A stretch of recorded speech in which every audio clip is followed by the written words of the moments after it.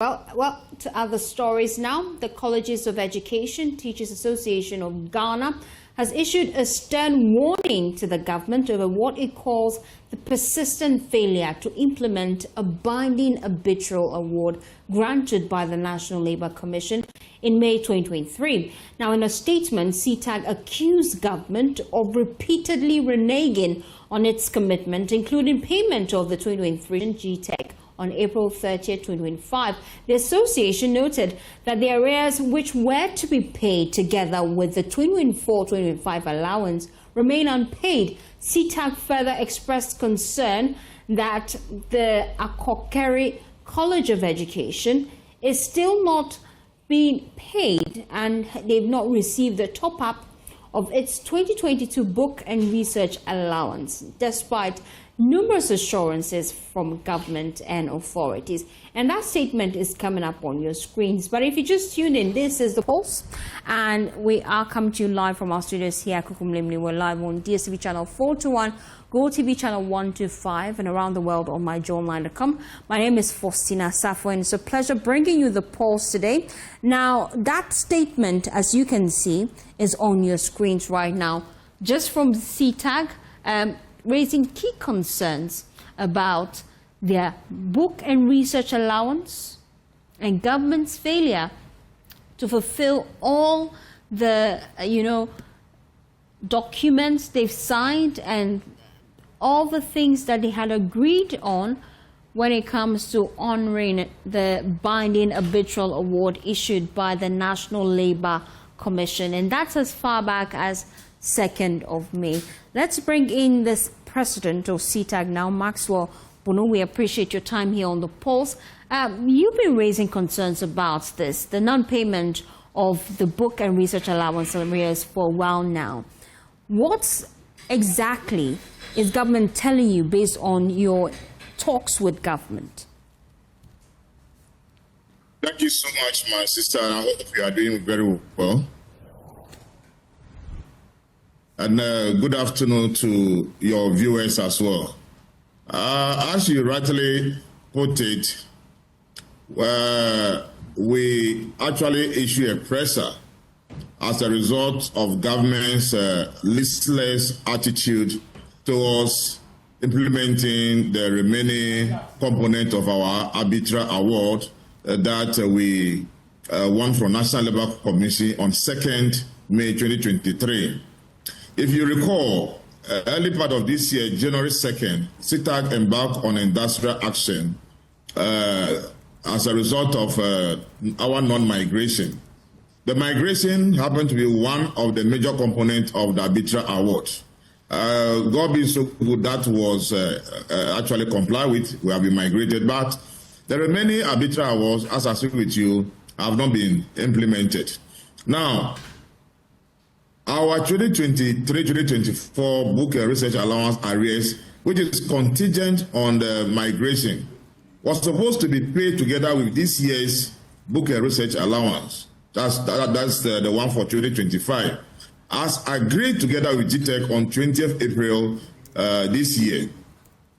After the agreement, we've been following up and later uncovered at the Ministry of Finance that JTEC failed to submit the data that they collected from all the 46 colleges of education to be submitted to Ministry of Finance.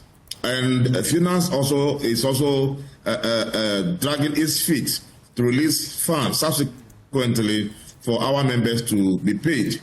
So that is a major issue for which we bring this to the attention of the public. However, there are other components, as I said, of our award that has not been implemented, and I have to put on record that those issues are currently before National Labour Commission. One, we have our all-year-round work compensation for additional work that we did in the year 2022. My dear sister, 2022. You go and they'll tell you, oh, they have sent this, that is JTEC, they have collected the data, they have done this, they have done all kinds of excuses. Up to date, that money has not been paid.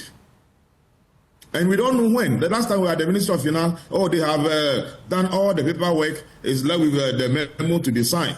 When will this memo be signed? Nobody will tell you anything. And this has Then been we also happening from the year 2022. Have you engaged this current administration on ways forward, especially because this is an inherited problem? I agree with you. If you could just allow me, we also have some of our colleagues who have been downgraded as a result of the migration. And these colleagues of ours have been in the colleges. They have taught for more than 20 years, 25 years, and they still performing all the duties that other lecturers are performing. And we pleaded with the regulator that, yes, you have migrated us, and you said that these colleagues were not qualified for the migration criteria that you have set. But grant them certain allowances that will encourage them to remain in the colleges so that they could continue with their teaching. And then the regulator said he will not grant anything. Then we also have our 2022-2023 book and research arrears, which is also contingent on the migration, also outstanding. And like you also said in your intro, we have Akrokere College of Education, a book and research allowance that is a top bar for 2022. This one has been paid to all the colleges except Akrokere College of Education. My dear sister, we have gone to the Ministry of Finance more than 3 times on this matter. We have gone to the Ministry of Education, met the minister at the early part of this year, and put all the issues before him. He actually asked us to meet one Dr. Newman so that they could get a better understanding of the issues, which we did. Subsequently, when I called Dr. Newman, anytime I call, he would tell me that he's in the middle of a meeting. He wouldn't want to speak further with me on the matter. Meanwhile, he advised us to segregate the issues properly so that they will have a better understanding. And we have done what he asked us to do. Then later, the Ministry of Labor, Jobs and Employment, to also place the issue before the minister there. That's Honorable Rashid Pepu. He also promised to intervene. We haven't heard anything. But because we want to follow the due process and engage further on the matter, we didn't go on strike. Later, I decided to engage the chairman for the Parliamentary Select Committee on Education, Honorable Peter Nochu Kote, the MP for Akachi North. If you call him today, he will tell you that I have been calling him. And he also promised that he was going to intervene on the matter. As I speak with you, nothing has happened. So my colleagues are actually disappointed in the government. They are not happy with the listless attitude that government is actually employing on our issues. So they have vowed that if this remaining component of arbitral award have not been complied with, monies that they owe them have not been paid, they will not step their feet in the lecture halls should the colleges reopen on the 11th of November 2025. We have already also indirectly served strike notice to the National Labour Commission that on the 7th, if by that 7th, nothing had happened, then of course they should consider that we're going to embark on a full-grown strike. 7th of November? Yes, 7th of November. We have given the government out to the end of this month because they already know the issues. They were aware of CETAG issues before they took office. And we have engaged them even after they have taken over office. And still, can you imagine that we are still here, still talking about CETAG issues? When we want to engage so that we don't get to this stage, nobody is listening to you. And I think this is the only language governments understand. And we have to speak this language to them. Thank you so much, Maxwell Bunu. He's president of CETAG. We appreciate your time. We're still making efforts to reach out to government to get the official response, especially because of the key concerns that Mr. Bunu has raised. Well, you're still watching the pulse. We'll be shifting our attention now to other issues budding in the society. We also promised you that we'll be taking you back to Cape Coast when the next contest for the National Science and Maths grades commences. But still on the educational front, the Education Minister, Haruna Idrisu, has directed all heads of schools to ensure the use of local languages as a medium of instruction at the basic level. Speaking at the 75th anniversary celebration of Bauli Senior High School, the minister said the move backed by President John Dramani Mahama forms part of efforts to improve learning outcomes and strengthen cultural identity in the classrooms. It's a good idea, but it should be limited because, let's say, in some of our courses that we are reading, you can't teach science with, let's say, some of our, let's say, tree, gun and all that, because there are scientific words that you can't mention in gun or tree. Okay, yeah. But the question is, are all the students understanding the gun or the away? Because me, for instance, I don't understand gun. So how are they going to teach chemistry in gun? Yesterday, I was with the president at the launch of a ceremony. And chair of council of GES is the present instruction that Ghanaian local language becomes a medium of instruction effective for all learners at the basic level of education. We have scientific evidence both from Oxford and Cambridge that when learners learn with familiar language, there are better learning outcomes at reading and learning. So the president has requested that the chair of council you ensure strict compliance and enforcement.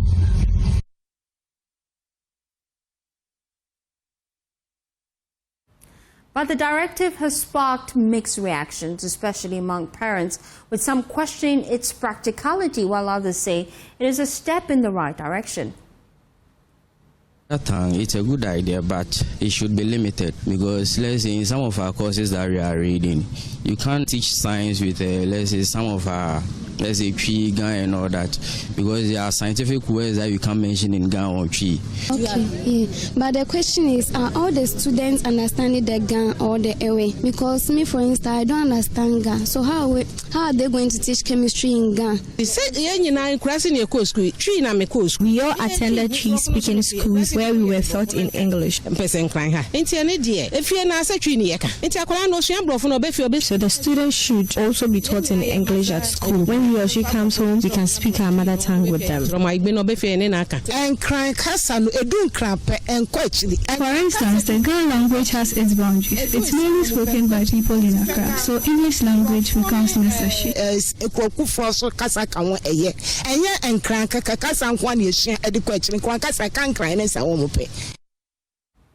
Well, for many school heads and teachers, however, the announcement has been welcomed as a long overdue shift towards better comprehension and learning at the early stages. I really agreed with our Honorable Minister for Education, Honorable Haruna Idrisu, on the basis of using the Ghanaian language as a medium of instruction being compulsory. The reason why I agree with him is, one, the local language is the primary dictation of our culture.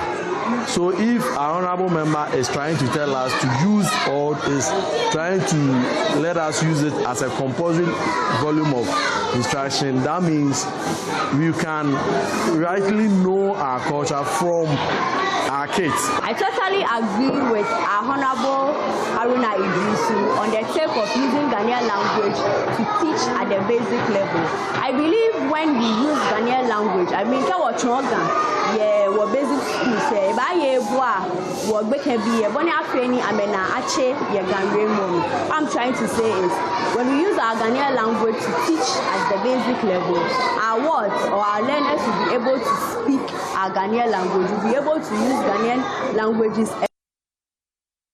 Well, let's explore this further here on the pulse. Joining me now is Daniel Feng. He is PRO of the Ghana Education Service. We appreciate your time here on the pulse. Some key concerns have come up, really. Let's start with the concerns about the teachers and capacity to actually deliver on this mandate.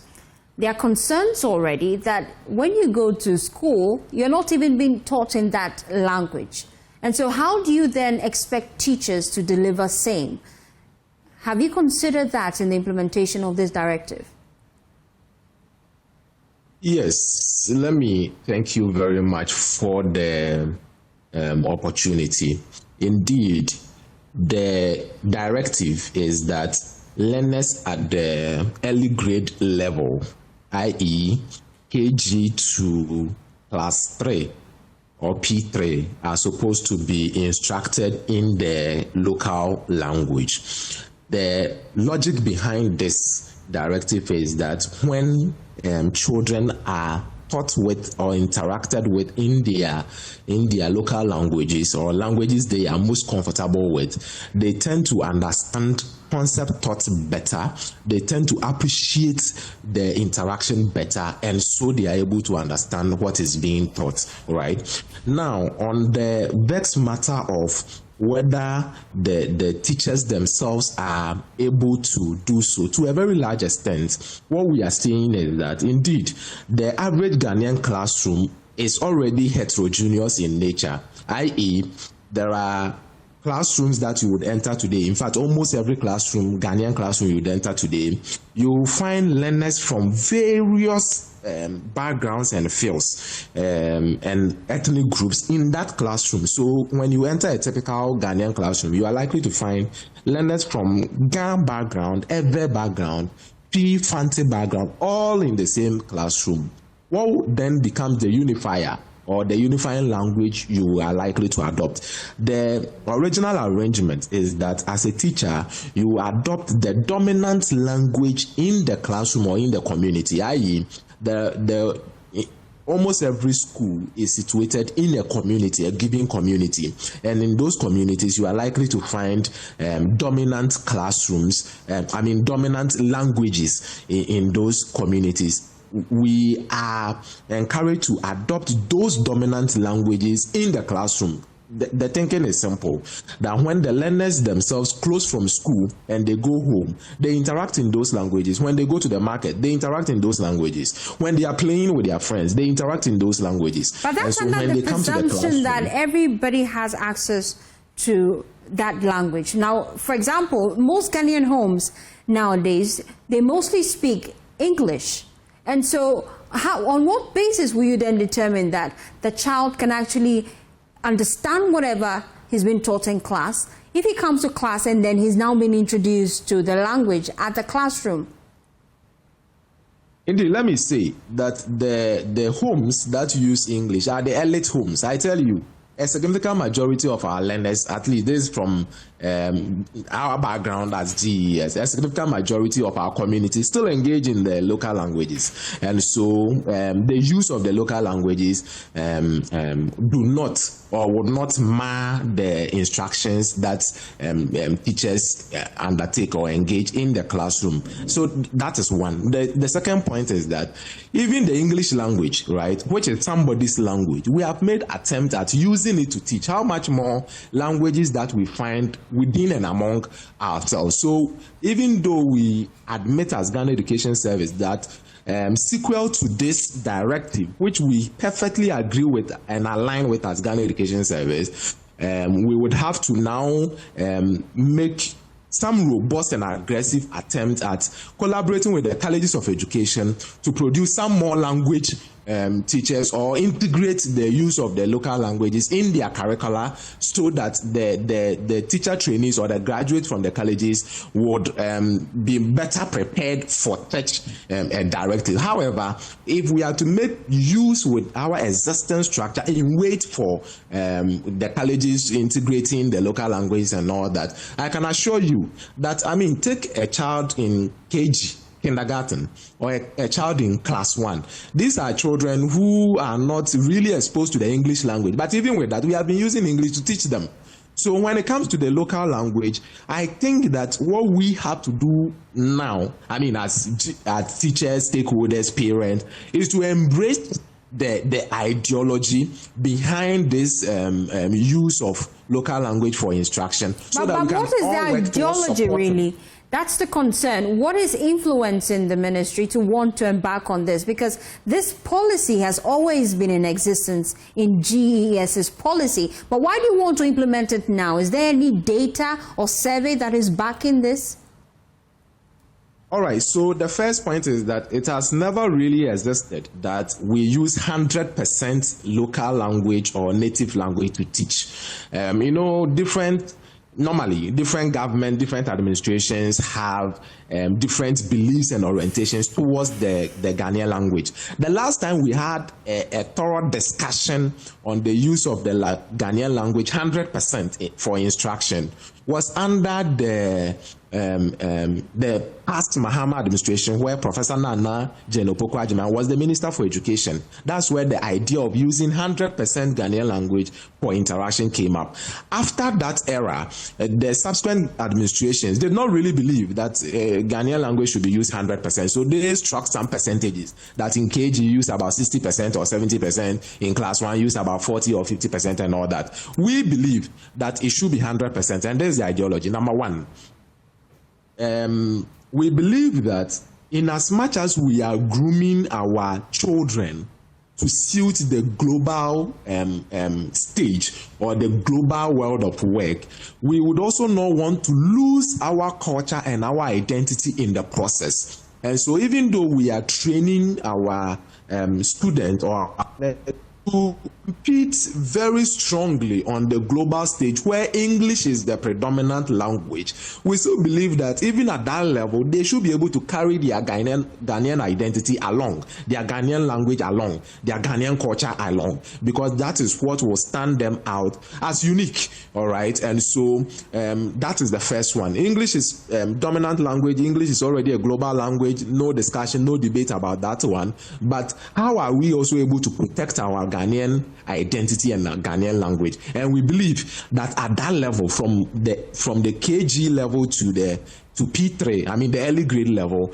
if we are able to inculcate our culture, language, and values in these young learners, then it becomes a strong foundation for them to build on and grow with it. So no matter where they go in this world, they will still not lose their origin, they will still not lose their identity. So that's number one. Number two, there are existing examples to tap from. For example, when you go to many advanced countries which have become models for a lot of developing countries like Ghana to emulate and learn from, you will notice one trend among them, that majority of them use their local languages as medium of instruction. Go to USA, you will find the American English being used. Go to UK, go to Germany, go to Singapore, China, Italy, France. You will find that all these advanced countries use their native languages as medium of instruction in their schools. Is it coincidental that after using their own languages as medium of instruction, they have become developed countries? We want to understand that model, how that works, the connection between sustaining your identity and language and development. And we feel, or we believe, that there's a strong connection between your identity, or people being proud of their identity, being able to connect with their roots and their country, and development. And so based on the model in the global stage, or the models in some of these advanced worlds, we believe that adopting some of these approaches and of course contextualizing them to suit our unique context here could be helpful in our development agenda. So it's safe to say that we haven't conducted any research just to back this. Is that the case? There are numerous studies to support this. That, I mean, when you say support, I want to believe support that learners, when they are taught in English or in the local language, they do better, or they perform better, or they understand concepts better. Numerous studies exist to support this idea that when learners are taught in the language they understand and they are familiar with, they perform better. Okay, Daniel, if you allow me coming at this point in time, I just wanted to see clarity. So the textbooks that would be used in basic schools will still be in English, would it not? Indeed. So that becomes the next step of the conversation, that, okay, now we have accepted, we have actually admitted that Ghanaian language should be used at the early grade level. Now, what is the next step?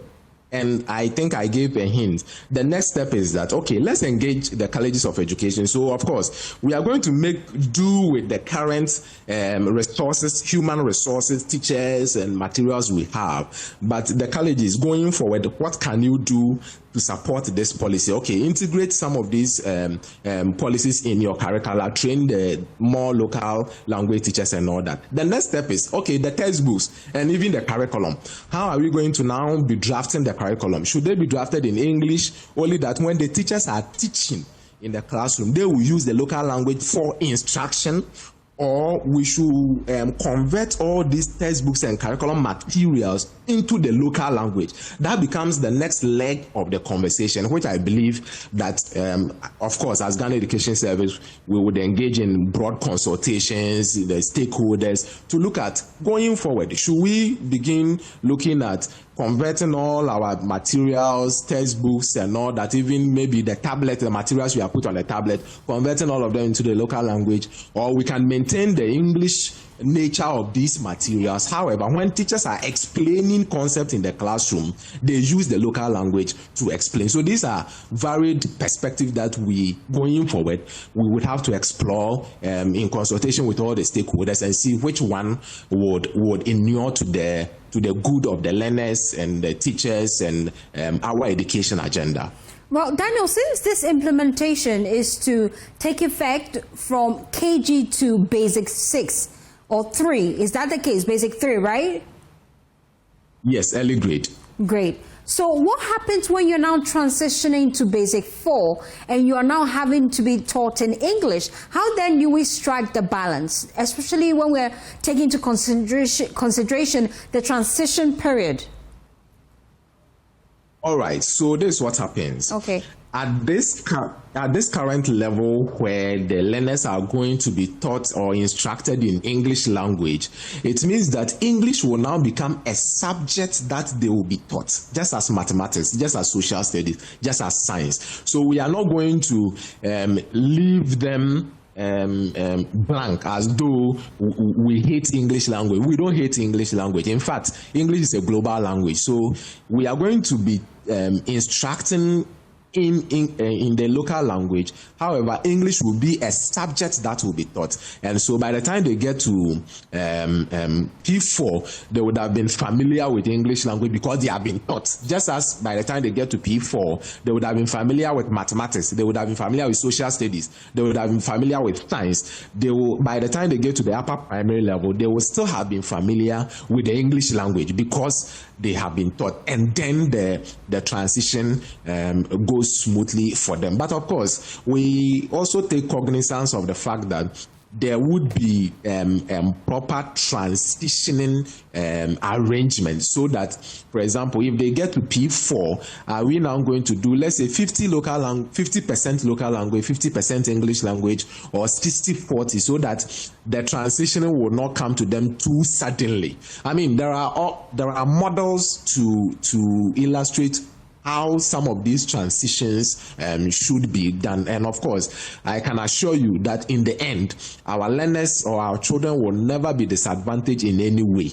Of course, when you meet a graduate from Germany, or you meet a graduate from France or Italy, they are not really disadvantaged in the use of English language because they have been taught. So when you meet an educated person from France, Germany, Italy, they are still able to communicate in the English language whilst they are able to proficiently communicate in the local language. And that's the direction we are moving with this issue. And Daniel, I would like you to stay with me because I'd like to come back to you and just get answers to some key questions that are bugging my mind, especially the concern about consultation even before the implementation of this policy, because it appears that we're now having to think through some of the things before implementing them. I'll come to you to find out what level of consultation has been done even before we implement this on all levels, so that we can get clarity as to if everybody is on board. But stay with me. Let me bring in now the Executive Director of the Institute of Education Studies, Peter Anti. He's joining the conversation here on The Pulse. Peter, thank you so much for your time. We've just been hearing from government tell us their broad plan on how they plan to implement this. There are already concerns about the capacity of teachers, especially learning materials, supervision to implement this in the first place. I'd like to start with your initial thoughts.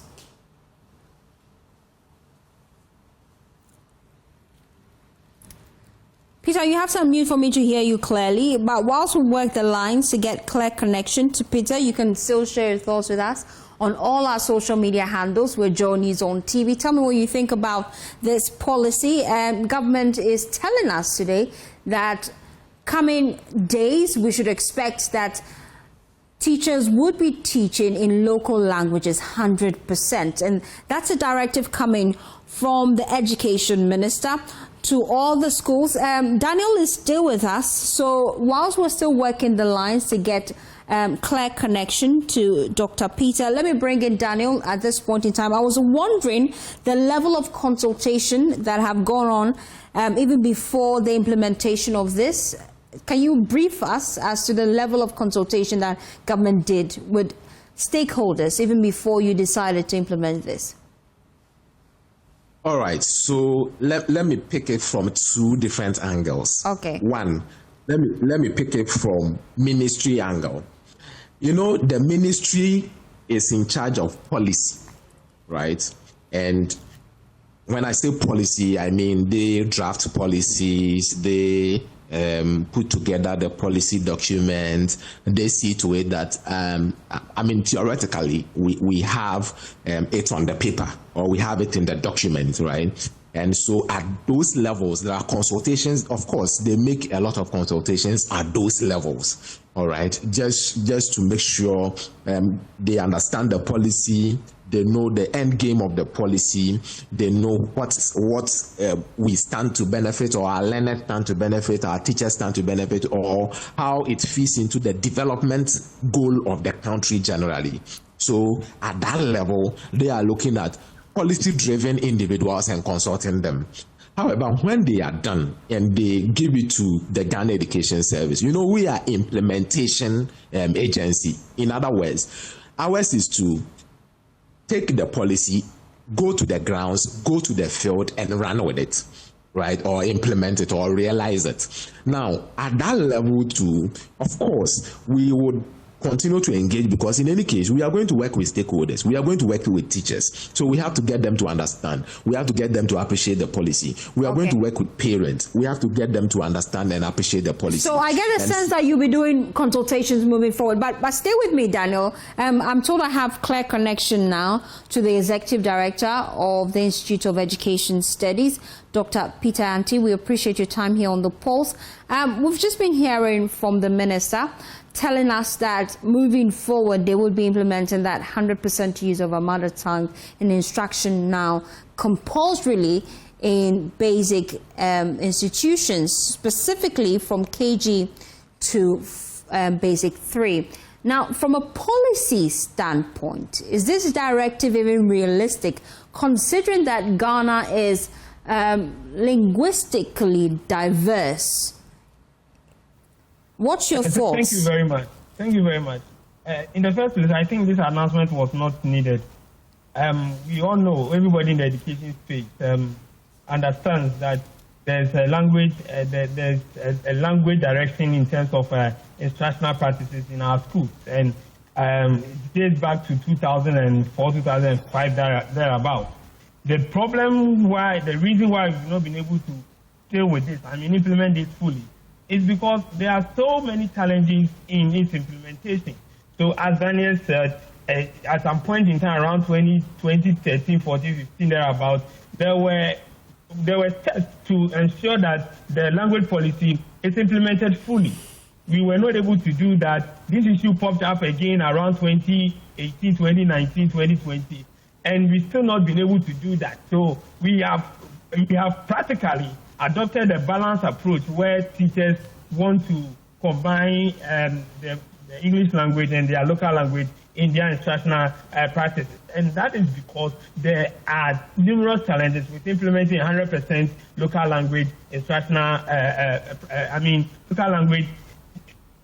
using local language to teach during instructional period. So what I think should have been the case is that the minister would have informed us, should have informed us that this is what we want to do for over the years, but there are several challenges with it. Going forward, this and this and this is what we are doing to ensure that we achieve that 100%. That wouldn't have come with all these challenges and comments that are coming that have faced his announcement. So for me, the announcement was premature. It was not needed. What I think should have been done was to let us know the steps that are being taken to ensure that the challenges that have led to the non-realization of the implementation of the L1 at the lower primary level are being addressed, and what steps are being taken to address those challenges, because this is nothing new. And I think that is what has created all the, it sounds to people that this is something new that is being introduced and so forth. This is something which is not new. It's been with us.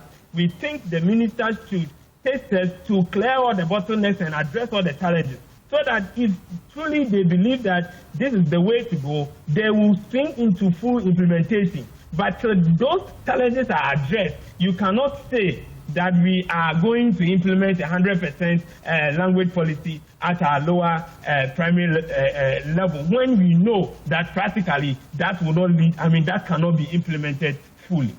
Now, just on the challenges, really, I'm wondering how this will affect the teacher training process and also resource development, especially in multilingual communities where several local languages coexist.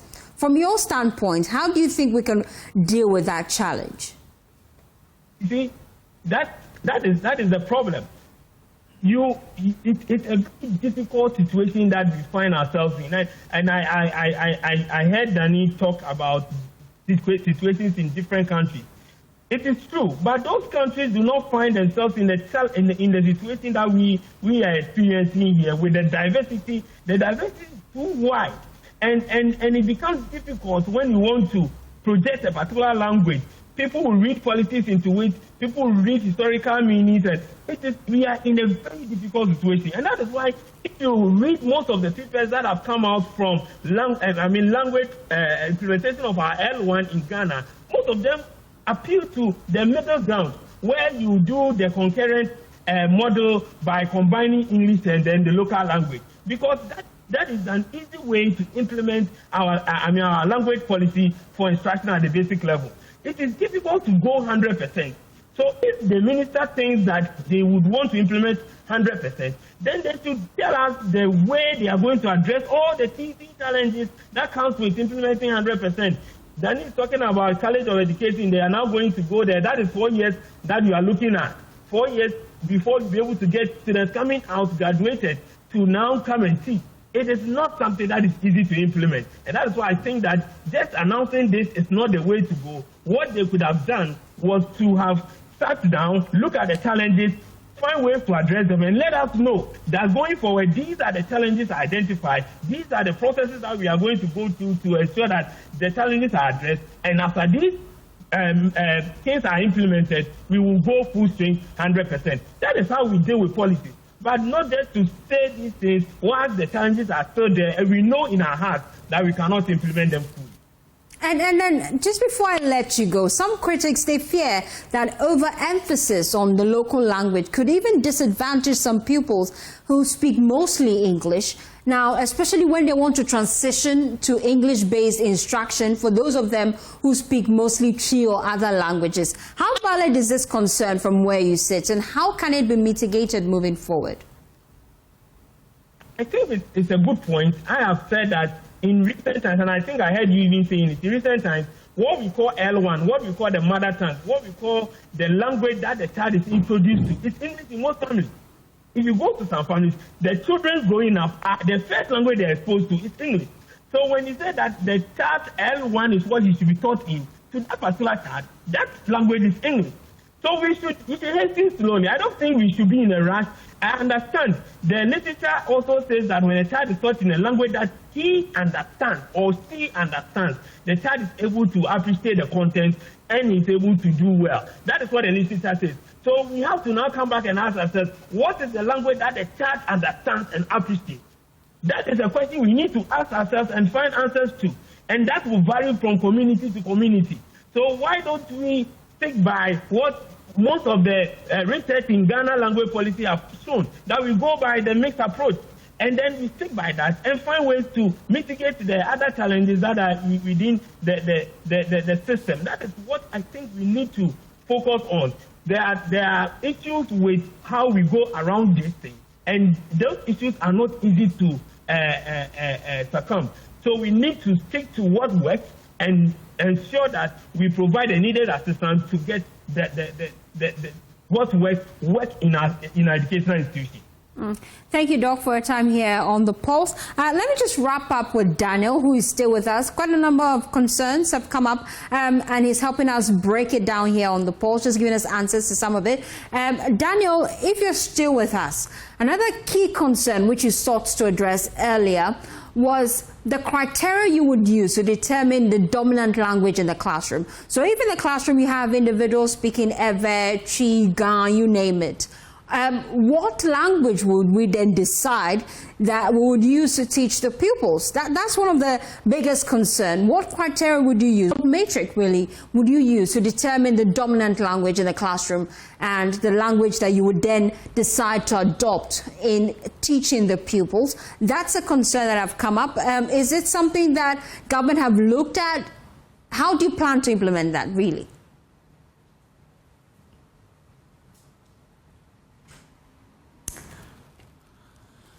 Oh dear, we're still trying to reconnect the lines. I'm told I've lost connection to Daniel Fain here on The Pulse. We'll still try to reach out to him because you have a lot of questions and of course your concerns are valid. And that's why we're here on The Pulse. We're here to get answers to those questions. And we're just peeking information that there are concerns that this policy ought to have gone through cabinet. That's a concern that will be raising this afternoon on The Pulse when we reconnect the lines to Daniel to find out if government has gotten cabinet approval to even implement this policy in the first place.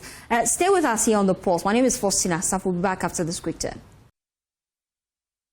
Thanks for staying with us here on The Pulse. If you just tuned in, we're just having that conversation with Education Ministry, GS to be precise, as well. Just looking at some of the key concerns that parents have raised about government's decision to implement 100% local languages in schools when it comes to teaching and learning. And the concern really is that this will be implemented from KG to Basic 3. Concerns about if we even have the capacity to do this. Have teachers been trained enough for this? What criteria would government use to determine what dominant language you use to teach in the classroom? All that questions is what we've been seeking answers to here on The Pulse. We've been engaging Daniel Fain, who is Public Relations Officer of the Ghana Education Service. We're still working the lines to get connection to him, and once he joins us, I'll be asking all your questions to him. I can see our social media pages buzzing. People are quite interested in this, and it's quite a conversation that we would love to have. But still on the educational front, though, it's a rule that has been part of Ghana's education system for decades. Girls must shave their hair before they attend school. But after a viral video showed a young girl in tears as her long hair was cut off, the policy is now sparking debate across the country. Some say it's tradition, others say it's about discipline. Others believe that it is outdated and it's unnecessary. But what does the Education Minister, Haruna Iddrisu, himself make of this development? Listen. There is an ongoing debate in social media about haircuts and size and length of hair in secondary schools. We will not tolerate it today, we will not tolerate it tomorrow, and so long as we are molding character. If we give in to hair today, tomorrow it will be shoes, and the next day it will be the way they dress. Therefore, as part of our disciplinary measures, headmasters and GS, you are accordingly empowered to take full control of how students behave on your campuses. So anybody who thinks that your child will walk into any institution of learning as if that child, forgive my words, was to attend a beauty contest, the school environment is not for that purpose and not cut for that purpose, and would not tolerate that as an institution. Togbe Chairman, there is a lot of growing indiscipline in our schools, some even with teachers abusing learners. We would not accept that. We would apply heavy sanctions to any teacher who wants to take advantage of a learner. Wow, that's the Education Minister, and that's his stance. But questions have been bugging, really, on the minds of Ghanaians. They want to find out, really, for Students in senior high schools, in private senior high schools, were they allowed to leave their hair? Is their education performance hindered or hampered in any way? Well, that's a conversation we want to have here on The Pulse. But does this announcement and pronouncement really from the Education Minister finally end a debate that first gained national attention 4 years ago, if you recall, when Tyrone Bagay challenged a Chimota school over similar issues of personal expression and school rules? Let's hear from the Executive Director of Africa Education Watch, Kofi Asare. I am on the side of the law. A similar issue went to court years ago, and the courts pronounced that schools may have their rules for dressing and hair, etc., to the extent that it is necessary for the regulation of conduct and discipline in schools. However, such rules must be consistent with the constitutional rights of students or learners, and that it shouldn't impinge on their right to religion, the right to education, etc. And so, to the extent that trimming one's hair, which is not a manifestation of one's religion, takes place in our senior high schools, I don't see it contradicting the pronouncement of the High Court in the Rastafarian versus Achimota school case. And that is why I have no objection to the rule in question. Meanwhile, some of you in Accra have also been sharing their views on the minister's directive. Take a listen. Question is, what has hair got to do with academics? And then in the first place, you are saying that she's going to be indisciplined and all that. But in schools, you have rules and regulations that we abide to. And these rules are those that are governing the schools. So you can't say she shaving the hair is going to make her disciplined. No, at least there should be standards. I think it doesn't really make sense because I don't see the correlation with hair and studies. We those in the university, most of us have hair, and then we are still doing well. So it doesn't mean a child in the SHS is going to do bad just because she has hair or she's going to be indisciplined. We're crying every day because why would I keep my hair, see the length, and then now because of school I should cut it? It's not fair. Oh, okay, but cutting hair is not part of academic excellence because someone can braid there or someone can cut there. The one who is on braid can be better than that one. The person who has cut the hair, that one there I disagree.